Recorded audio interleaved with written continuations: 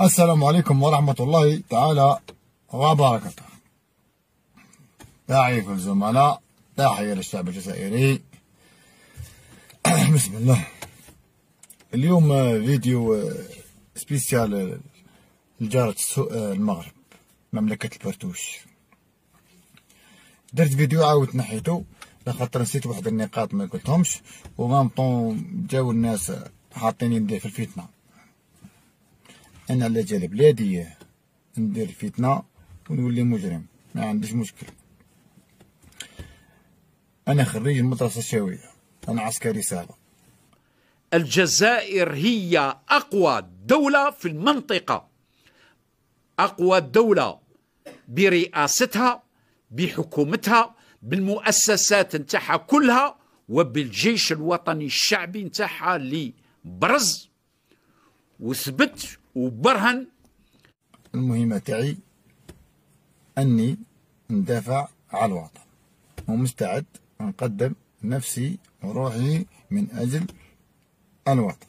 هذا شفيق شنقريحة تعرف على هذا سيباستيان، وتعارفوا عاشوا في رحبة وسكنوا في باري، في رحبة في ابارتمون واحد، يرقدوا في رحبة وينوضوا في رحبة، حتى اللي تزوجوا، حتى اللي دارها فوق العمارية الله يحفظه ويستر، حتى فوق العمارية يا محينك. ناضوا ناس منا وجاهلوني وقالوا لي انت كيفاه وتهضر هكا على تكشف فينا، قلت لك يعني نكشف فيكم هنا، هذه حقيقة نهضرها، هذا ماشي شعبي سامبل. وكان شعبي سامبل انا عندي جاري ينقي هضرت لكم عليه، انا عندي جاري في الحومة مين عندي زوج يسكنوا معايا في الحومة سيديكي، اسكو كاش نهار هضرت لكم عليهم؟ جامي.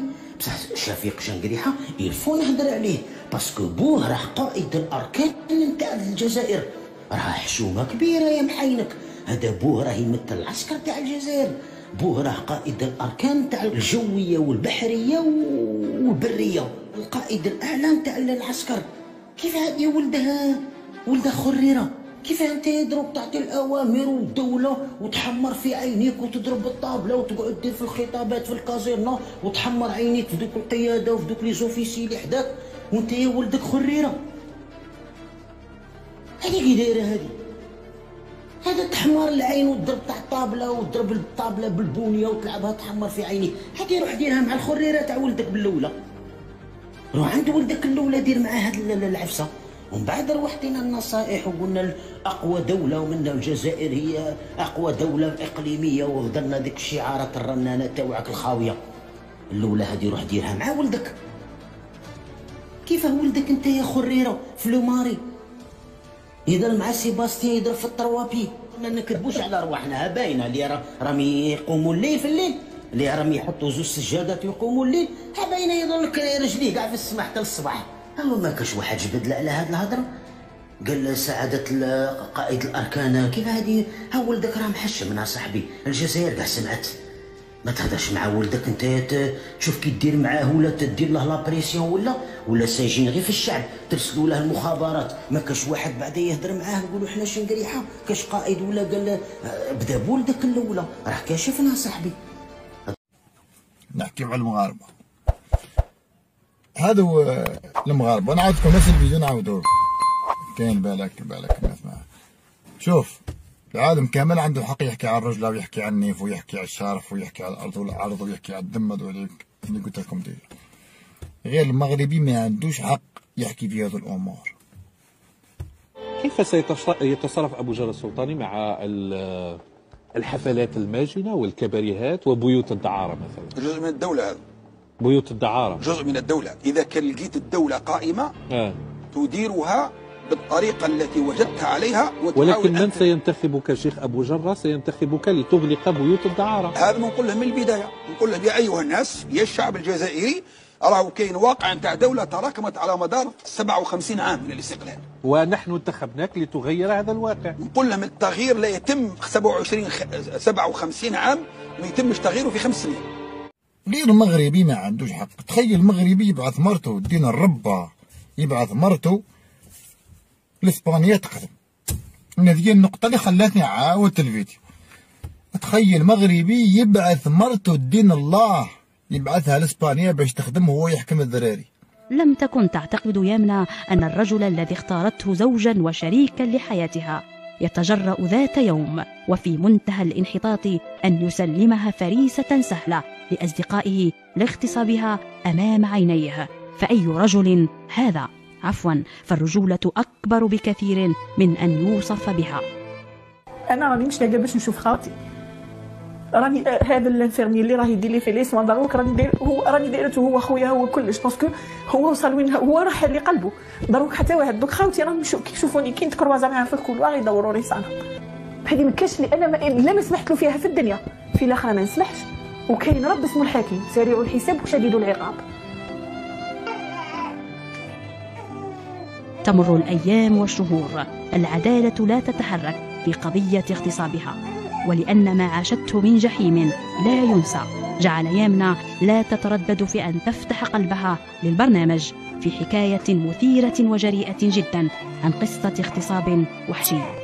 وهذه اللي خلته الصدير خلتني نبقى بالك نحقد على كاع الرجال تاع الدنيا.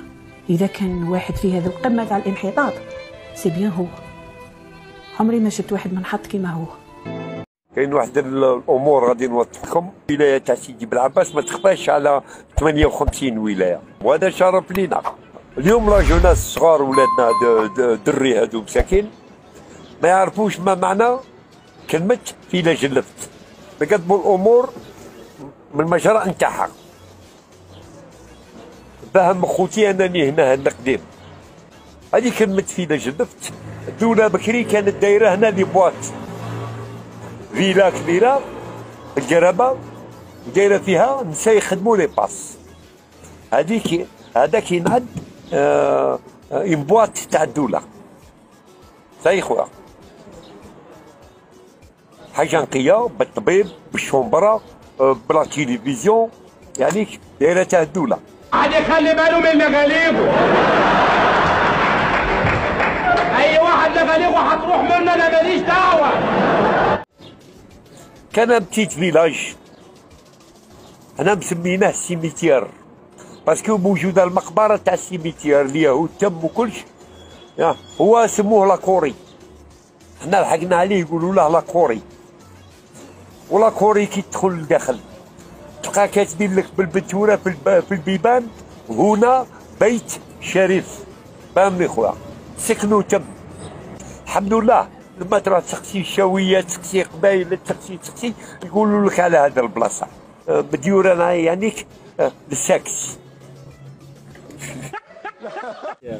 احنا ما نفهموش غلط يا شعب الجزائر. هذه كلمه فيلا جلفت دارت فيلا تماك سكنه كبيره كيما اللي يكون هاك فيها بروميير ايطاج ريتشوسي بروميير كلها وشومبرتها. اللي يجي يحطها الطاكسي عند الخشة تاع السيميتير.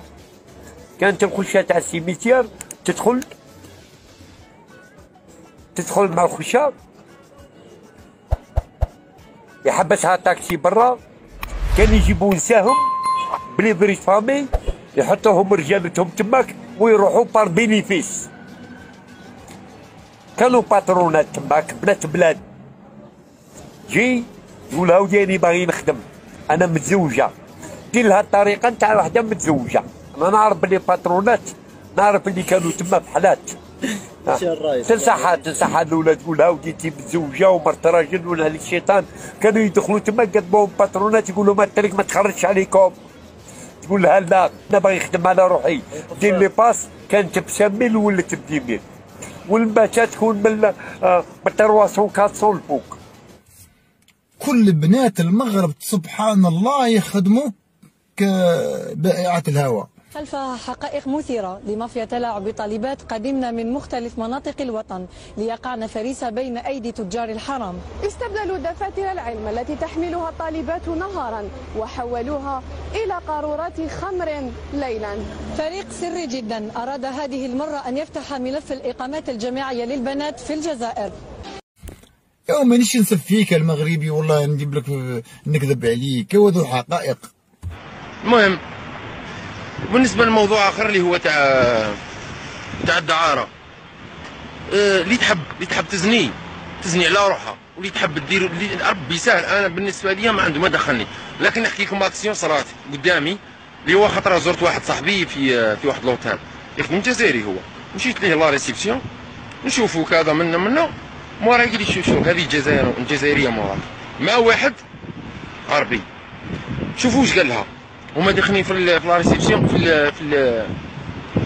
لاسانسور. قال لها الجمله هذه انا وصاحبي النار شعلت فينا. قال لها دخلي يا بنت المليون شهيد. يا الخليج دول الخليج كامل على بالهم باللي بنات المغرب كي يجيو للخليج تاع دعاره. بزاف ناس بحثوا لي قالوا لي جمال امير دي زاد راه داير دي فيديو على الناس اللي راهم في دبي. كاين حتى واحد علق لي في واحد الموضوع وقال لي امير دي زاد راه جايكم. مرحبا. امير دي زاد عمري في حياتي ولا سمحت له، كنت نشوفه يدير لايف ولكن يعني نعرفه بلي يحكي على امور تاع البلاد وكذا وكذا، ولكن يعني ما سمحتلوش. المره هذه دخلت وبديت نسمع واش راه يقول على الجماعه تاع دبي، اداني الفضول. صراحه عنده الحق، صراحه في الموضوع هذا عنده الحق. انا عمري ولا سمحت له، ولكن كي سمحت له لقيت بلي في الموضوع هذا تاع دبي وتاع البنات راهم يجيبوهم هنا وشبكه وراهي دعاره وكذا، عنده الحق. صراحه عنده الحق. وتاع المخدرات ومنه وكذا عنده الحق. عنده الحق. وانا زمان حكيت على الموضوع وقلت باللي راه كاين وكذا، ولكن حكيتها في دي ستوري، ممكن الناس ما شافوهاش كامل، ولكن حكيتها في دي ستوري باسكو ما بغيتش لي فيديو تقعد حتى يشدوهم دليل علينا خاوتنا اللي جوالينا. باسكو مره درت فيديو على السرقه وراحوا قبضوه نشروه في كاع العالم. وقال لك عندك جزائريين شام يديروا فما بغيتش ندير الفيديو، درتهم دي ستوري باه الناس تفهم الموضوع. ولكن الموضوع هذا راه زاد على حده. وانا علاش راني نقول لكم عنده الحق؟ وراه كاين شبكه تخدم بالبنات الدعاره هنا في الامارات. مره تواصلت معايا بنت جزائريه تبعث لي وتعاود تبعث وتعيط في الانستغرام وكذا، قلت لها اللي قلقتني رديت عليها قلت لها اختي راني خدام مش كاين. قالت لي الله يفتح عليك خويا جاتني كذا وكذا وحبيت نسقسك انت راك فما راك تعرف. قلت لها شا كاين؟ قالت لي تواصل معايا واحد من الجزائر العاصمه. قال لها اختي، قال لها الفيزا تاعك خالصه والماكله خالصه ونديروا لك اقامه ونديروا لك كذا وتروحي تحضري الحفلات والسهرات وكذا وتقصري مع الناس فما وتدي حقك والفايده بالنص على حسب ما قالت لي هي. قلت لها زعما واش تخدمي؟ قالت لي هو تروحي، هو قال لها تروحي وتديري وكذا وكذا ومش عارف تحضري في السهرات وسهرات وكذا منا وخليجيين ومشارقه وكذا. قلت لها اختي واش تخدمي؟ قالت لي راك فاهم؟ قلت لها لا ما رانيش فاهم. قالت لي ديك الكلمات تيت اللي يديروا عليها تيت. قلت لها لا اختي حرام. قالت لي لا انا على بالي، قلت لها انا بتناس وكل شيء، ولكن انا بغيت كي يطلعوا لي الفيزا ويجيبوني لدبي نهرب لهم، نعم نروح ونخليهم. قلت لها سهله، قلت لها سهله جات كيما هكا، يعني بغض الموضوع على واش راح دير هي منا وكذا كذا، يعني عرفت باللي كاينه شبكه راهي تجيب البنات من الجزائر بسبب يعني باه يخدموا في الدعاره هنا مباشره. تحبي ديري على ربي سهله حياتك الخاصه، ولكن ما تقوليش جزائريه، ما تقوليش رحم الله والديك، ما تقوليش جزائريه وديري اللي تبغي. ماشي انا اللي نقول، ماشي نسب فيك، نعطيك حقائق. انا لما تفتحوا 8000 بيت دعاره غير في العاصمه بلاد مين؟ الدعارة المنظمة هي الدعارة اللي تخضع لقواعد خاصة، قواعد إدارية صحية أمنية موجودة في الجزائر، موجودة في الجزائر وهي كانت دائما موجودة، موجودة في الجزائر وهي كانت دائما موجودة، موجودة في الجزائر وهي كانت دائما موجودة. أولا تقنن، تقنن تنظم، هذه هي للأسف يقولوا جريمة، هي جريمة يعاقب عليها القانون، ولكن في واحد الوقت كي كانت مقننة ومنظمة، كي كانت مقننة ومنظمة، كي كانت مقننة ومنظمة ومراقبة، كانت وكأنها تمشي بطريقة عادية مسطورة ومراقبة. ثم تطورت الأمور وبدأت هذه البيوت الدعارة تنتشر عبر الجزائر كاين منهم معروفين ومعروفين جدا، نتاع بالسكره، نتاع سكيكدا، نتاع عنابه، نتاع وهران اي جو باس. وكاين كذلك بعض البيوت دعارة اللي ما زالت الى يومنا هذا موجوده ومعروفه، تندوف، بشار، هذو كلهم بيوت دعارة كبيره جدا ومعروفه. لانه هذا الموضوع اون الجيري داروه ان تابو، وعملوه تابو وهو يتفاقم وهو موجود بيناتنا، موجود. الدعارة موجودة في الجزائر ومؤخرا فعلا تفاقم. إذن يغيب كاناليزاسيون دو لا بروستيتيوسيون في هذه البيوت. يتكلموا عليها ويقولوها مقننة أو مراقبة، لأن هذه البيوت كانت تخضع لرقابة صحية، لرقابة أمنية النساء اللي يخدموا فيها، ولرقابة اجتماعية. بيوت موجودة تخدم فيها النساء بإرادتها أو رغما عنها. الدعارة العشوائية كيف المنظمة كيفاش كاين تسريح يسميوه لا باتونت. هذا التسريح الولاية هي اللي تعطي، يعني الوالي هو اللي يشرف على هذه الوثيقة اللي تسمح بفتح هذا البيت. واسمعوني واش راني نقول لكم، بكري كنا نصيبوا اطفال في المزابل يشبهونا احنا الجزائريين، طفل ديزالجيريان. الان راني نصيب اطفال في المزابل عينوا هكذاك، عيون تاع الصينيين واجناس اخرى. الان 8000 بيت دعاره في العاصمه فقط. كيف ما ينتشرش السيده؟ كيف ما تنتشرش الامراض الخبيثه؟ وهي وصلت حتى الى البيوت المحترمه. راكم وليتوا اقسم بالله مملكه المغرب. Suis au courant que ma fille et mon fils sont ensemble, que c'est illégal? Non, pas du tout.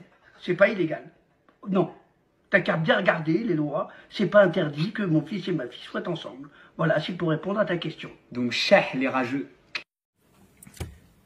هذه رجعت عبارة عن بيت دعارة كبير، بيت دعارة كبير، نقدر نقول بيت دعارة عالمي. الناس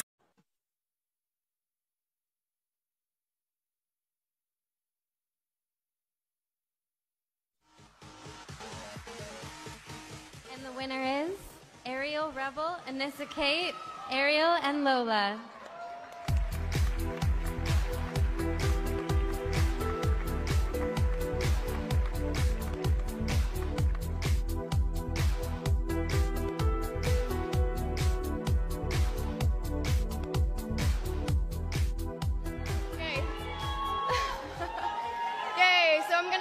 One for Anissa. It's kind of weird. I should have put my face in a pussy like way before. This was my first girl scene ever, first DVD. So, well, thank you everyone. I loved my experience and there's definitely going to be a lot more. So be ready, everybody. Les années 50, on pouvait encore trouver des cartes postales vantant les prostituées de Bou Saada. Dès 1830, l'accès à ce supposé paradis sexuel va être résolu par l'application méthodique du réglementarisme.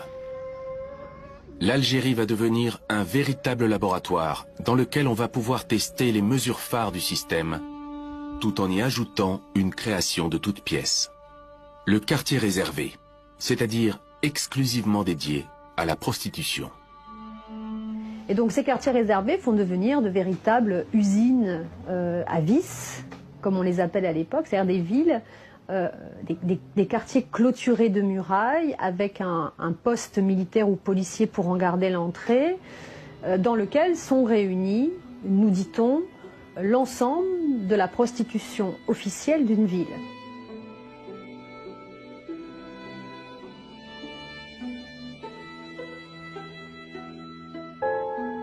La colonisation et les guerres coloniales ont été vraiment des fabriques d'une nouvelle virilité. Or, cette virilité, elle s'exprime de deux manières, en tout cas de deux manières extrêmement visibles. C'est bien sûr la guerre, d'un côté, une guerre qui concerne en général les hommes, et c'est la question de la sexualité. Parce que quand on a fait la guerre et qu'on a vaincu, quelle est la meilleure manière de prouver au vaincu qu'il est vaincu? C'est en s'appropriant ces femmes. Et donc aujourd'hui, je suis avec Aurélie Perrier qui nous parle de sa recherche sur la sexualité, notamment la prostitution en Algérie. Alors pendant l'époque coloniale, tu nous parlais de cette concentration du vice, de ces bordels. Bonjour Dorothée, je suis ravie d'être là. Donc Aurélie, tu as écrit ta thèse sur la sexualité et les questions de genre dans l'Algérie coloniale du 19e siècle. Pour rappel à nos auditeurs, l'occupation française de l'Algérie commence en 1830 et s'étend jusqu'en 1962, date à laquelle l'Algérie obtient son indépendance. Avant l'occupation française de l'Algérie, l'Algérie était une province de l'Empire ottoman. Parlons aujourd'hui de la prostitution à l'époque coloniale en Algérie. Alors, est-ce que tu peux, dans un premier temps, nous raconter comment existait la سيدات الجزائر لوحة تكعيبية مفعمة بالحياة بألوانها الزيتية المتنوعة، عمل فني للفنان الإسباني بيكاسو رسمه عام 1955 في العاصمة الفرنسية باريس، ليصبح بعد 60 عاما اللوحة الأغلى في التاريخ.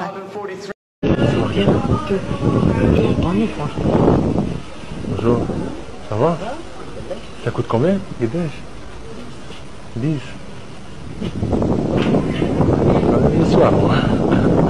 Je viens pour voir si ça va. C'est pas trop dur? C'est pas dur la vie? Ouais, c'est dur, hein? Tu fais ça depuis longtemps? Combien d'années? Combien d'années tu travailles ici? Beaucoup d'années.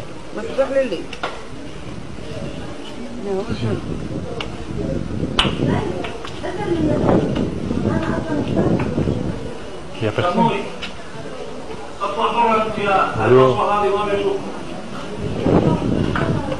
Écoutez, mon père il est musulman algérien. S'il tolère notre amour, c'est qu'il y en a assez, ok? Moi j'écoute papa, pas vous, d'accord? Non mais nos parents en fait ils sont d'accord avec notre amour, genre... Voilà, on est des Algériens du Nord. Je sais pas s'il y a un Nord en Algérie.